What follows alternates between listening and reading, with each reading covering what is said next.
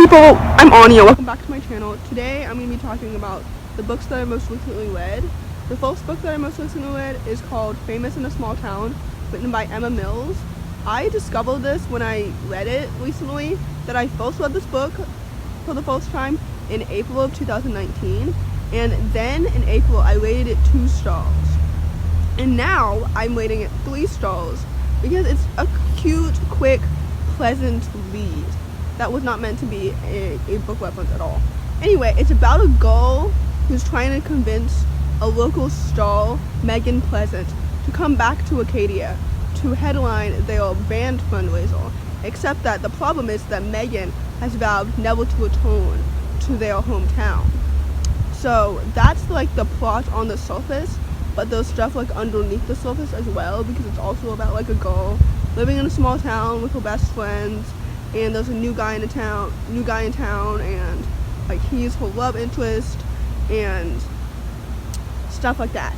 So overall I would rate it 3 stars, and yeah, it was just like a sweet read. It was like short and quick. There was nothing like super spectacular about it or anything, but you know, it was good. So if you want like a simple like summery read, that's why you should read it.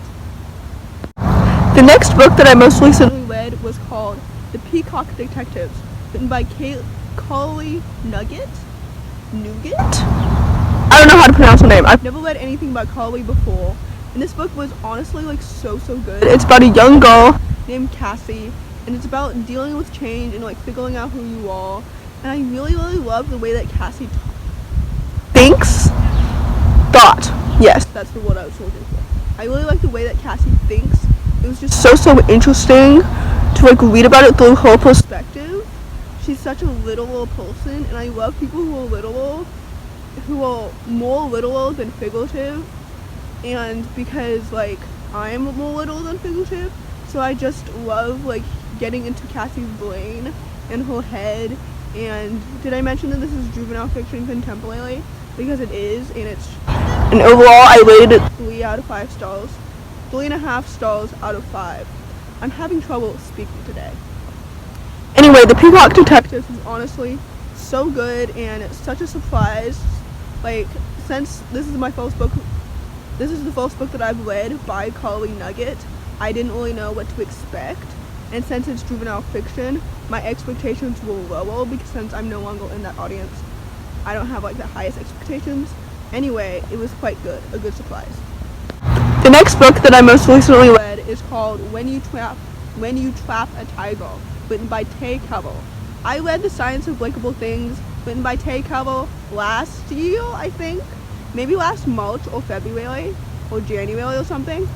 Anyway, The Science of Breakable Things was so good. So when I saw that Keller had written a new book, I was like, I'm excited. I hope that this book is really good. And then I read When You Trap a Tiger, and honestly it wasn't as good as The Science of Breakable Things.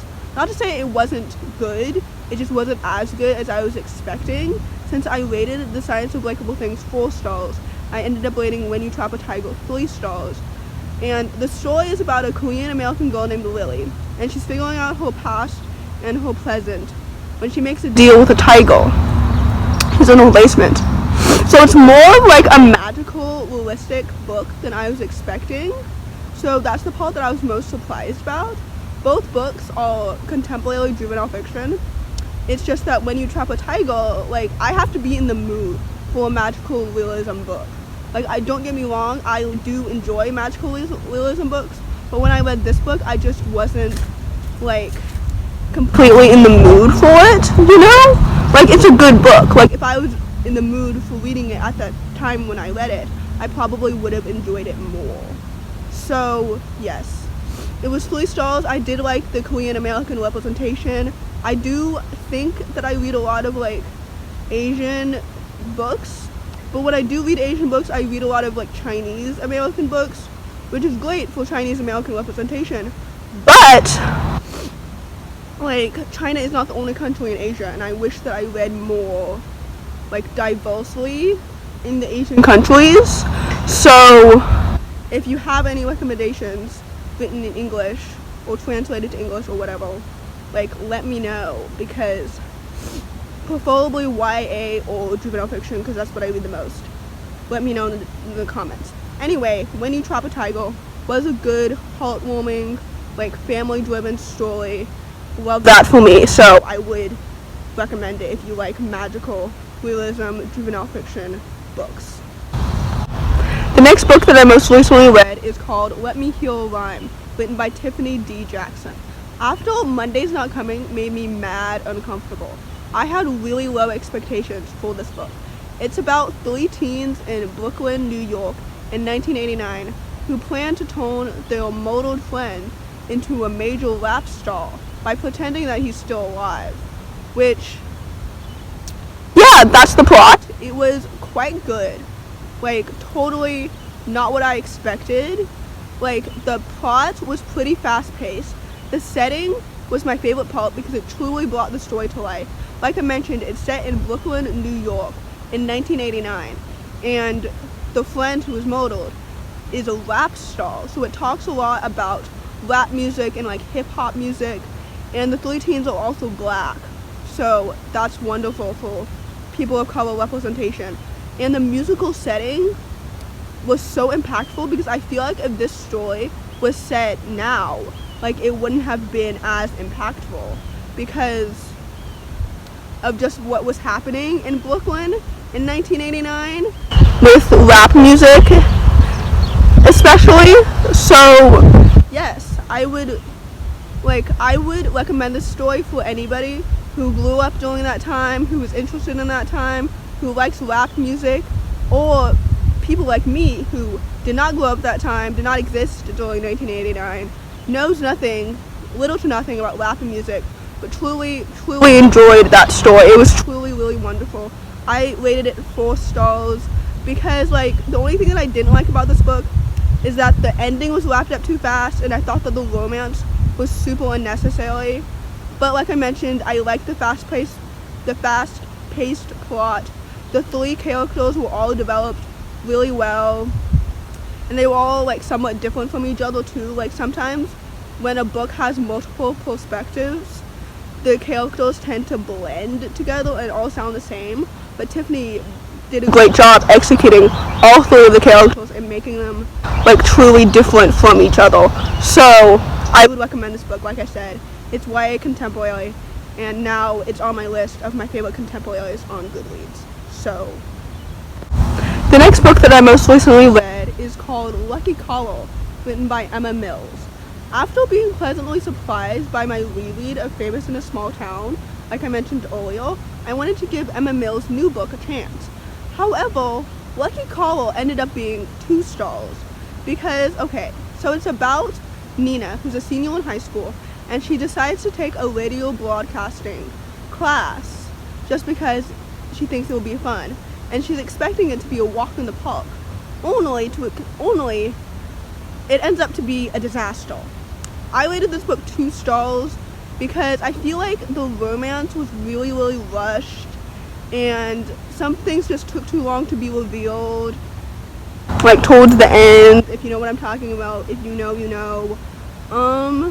And overall it just wasn't anything spectacular, so I just didn't like it. I just didn't vibe with it, if you know what I mean.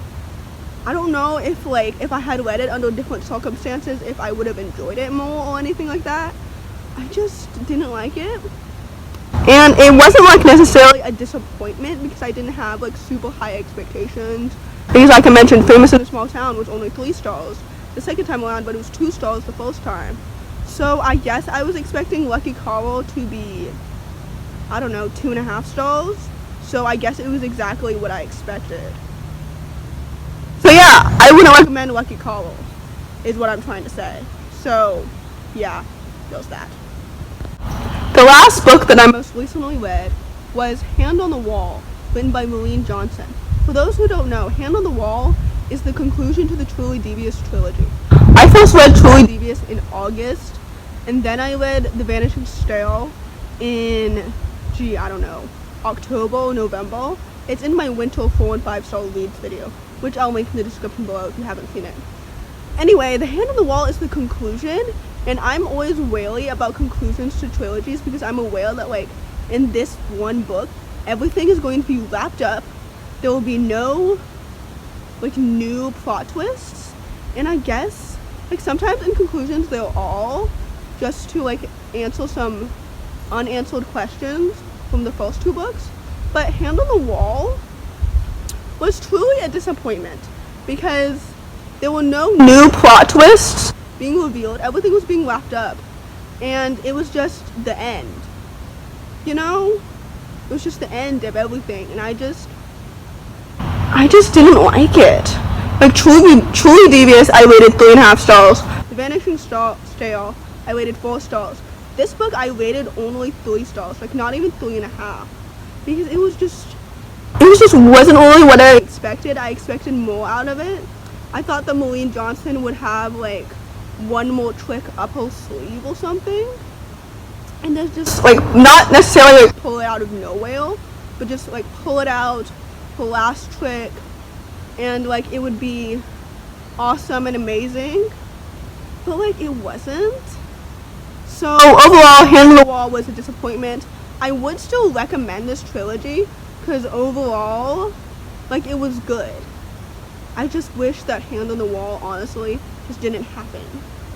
And I kind of wish that she like hadn't really written it because I just didn't enjoy my time. Not to say that it was a waste of time, not to say that I wish I could have DNF'd it, but it just wasn't really what I was expecting, but like in a bad way. So with that said, Hand on the Wall was not my favorite conclusion to the trilogy. So yeah. To conclude this video, the best book that I read most recently was Let Me Feel a Rhyme, and the worst book was Lucky Caller. So I hope you enjoyed this video. I hope you enjoy these types of videos. I don't really know how often I'm going to be doing another recent reads video because it just depends on like how much I read. I've mentioned this before, so I apologize for repeating myself. But yeah, it just depends on like how much I read and when I read, and yeah, my reading month in February hasn't gone off to the best start, but you know, that was because like in the beginning of February I had a mental slump, and when I'm in a mental slump it affects me in all areas, like academically, reading wise, socially, and so I had to like get out of that reading slump before I read anything new. So like when I'm in a mental slump, I don't have the motivation to do anything fundamental, whether it mean eating or reading or doing my homework or anything, which is really bad. So I had to wait to read until I got out of my mental slump. So yeah, I hope to read a lot more with the rest of February, so I hope that these videos will be more often and more frequent, but who knows. Anyway, I hope you liked this video. Give it a thumbs up if you did. Comment down below if you're interested in any of these books. I'd love to hear your thoughts on any of these books, if you're interested in them, if you've read them before, if you agree or disagree with anything that I've said. Yeah, like I've mentioned before, all these books will be in the description below in case you want to check them out, in case like I know like when I watch like Haley and Bookworm's recent reads videos, I read the description before I watch the video. So yeah, anyway, thanks for watching and subscribe for more. Bye.